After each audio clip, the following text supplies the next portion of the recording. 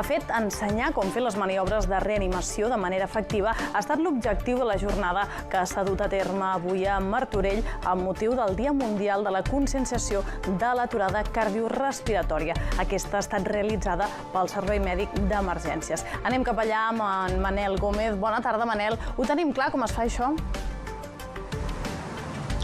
Bona tarda, Anna. Sí, ho tenim clar, però s'ha de practicar i s'ha d'aprendre. Però Martorell no ha estat l'única ciutat que s'ha sumat a aquesta iniciativa. Hi ha hagut 12 ciutats més del país que han respost a aquesta iniciativa del Servei Mèdic d'Emergències de dur a terme aquesta activitat en plena plaça de Martorell, a la plaça de les Cultures. S'ha fet al carrer, oberta a qui es volia acostar. També, sobretot, importantíssim, col·legis han portat la seva canalla per ells jugar, però en definitiva aprendre a com dur a terme aquestes maniobres de reanimació cardiopulmonar, que són importantíssimes i cabdals saber-les fer, però saber-les fer bé per reaccionar davant d'una aturada cardíaca amb una persona i poder solucionar aquest problema fins que arriben els serveis d'emergències. Alfonso Martínez, que és el cap territorial del SEM, ens explicava unes quantes dades per conscienciar-se de la importància d'aquestes maniobres, de saber-les fer i saber fer bé. I també ens deia que li hem de perdre la por en una màquina que moltes vegades ens dona molt respecte, que és el desfibrilador. Aquí a Martorell, per exemple, la majoria d'edificis municipals estan cardioprotegits. Vol dir que aquesta màquina existeix. És tan fàcil com si hi ha un problema anar, agafar la màquina i la mateixa màquina, que és intel·ligent, ens anirà donant les passes. Li hem de perdre la por. Així ens ho explicava l'Alfonso Martínez.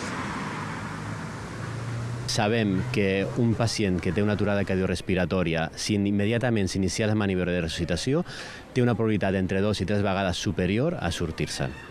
Aproximadament el SEM fa unes 2.700 intervencions en aturades cardiorrespiratòries i veiem que només un 40% d'aquestes aturades cardiorrespiratòries hi ha alguna persona fent maniobres quan arribem. No s'ha de tenir cap por, són equips molt segurs que no fan mal i que només descarreguen quan realment està indicada aquella descàrrega. I ara, fixa't tu si és important la rapidesa per actuar davant d'una parada cardiorrespiratòria, que s'està testejant una aplicació que es diu Fast Responder. Com funcionaria? Les persones que estan acreditades, que saben, tenen cursos de primers auxilis i de reanimació cardiopulmonar, se la podran instal·lar i una vegada certificats, si en alguna zona geolocalitzada al Servei Mèdic d'Emergències li salta una alarma d'una parada cardiorrespiratòria, automàticament aquesta persona que té aquesta aplicació rebria una alerta al seu mòbil per anar a intentar reanimar aquesta persona o almenys mantenir-la fins a l'arribada dels serveis d'emergències.